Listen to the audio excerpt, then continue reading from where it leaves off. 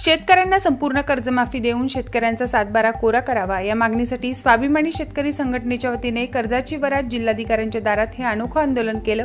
यासाठी परभणी जिल्ह्यातील जिल्हा मध्यवर्ती बँकेपासून स्वाभिमानी शेतकरी संघटनेने वाजत गाजत मोर्चा काढला। यामध्ये अनेक मोर्चेकरी मुंडावळ्या बांधून सहभागी झाले होते। शेतकऱ्यांना बाजारपेठेमध्ये हमीभाव मिळत नसल्याने शेती परवडत नाही आणि त्यामुळे शेतकऱ्याला कोणीही मुलगी द्यायला देखील तयार होत नाही। त्यामुळे अनेक जण अविवाहित आहेत। त्यामुळे सरकारने किमान शेतकऱ्यांना कर्जमाफी देऊन दिलासा द्यावा अशी मागणी यावेळी आंदोलकांकडून करण्यात आली आहे।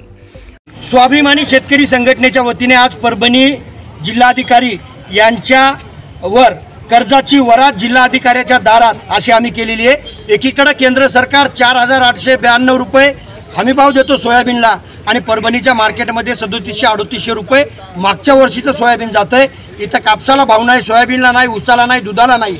या सगळ्या गोष्टीचा वाईट परिणाम शेतीवर झाला आणि शेती तोट्याची झाल्यामुळं इथल्या शेती करणाऱ्या पोराईवर आज बगैर लग्नाचं राहण्याची अवस्था आलेली आहे। परभणी जिल्ह्यामध्ये जवळजवळ प्रत्येक गावात जा 50-50, 100-100 पोरं 30-30, 40-40 वर्षाचे आहेत। यांना सोयरीकी यायला तयार नाहीत। सरकारनं लाडकी बहीण लाडका भाऊ देण्यापेक्षा एकदा या शेतीवर अनैतिकरित्या झालेलं कर्ज हे आमचं मिटवून टाकावं, कर्जाची जबाबदारी घेऊ, कर्ज मुक्त करावं आणि सोयाबीनला 9000 आणि कापसाला 15000 रुपये हा भाव जाहीर आणि स्थिर ठेवावा, यासाठी हा मोर्चा होता।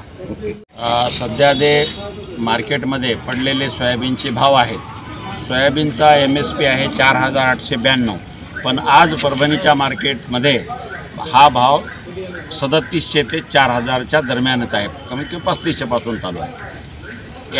या पडलेल्या भावामुळं आज शेतकऱ्यांच्या मुलाला कुणीही मुलगी द्यायला तयार नाही। त्यामुळं आम्ही हे सगळे जे नवरदेव आहेत यांना मुली कुणी द्यायला तयार नाही। म्हणून आम्ही नंतर कापसाच्या बाबतीत हेच झालेलं आहे। सगळ्या शेतीमालाच्या बाबतीत अशाच किमती पडल्यामुळं ग्रामीण अर्थव्यवस्था कोसळलेली आहे आणि आमच्यावर जे कर्ज झालेलं आहे हे कर्ज अनैतिक आहे।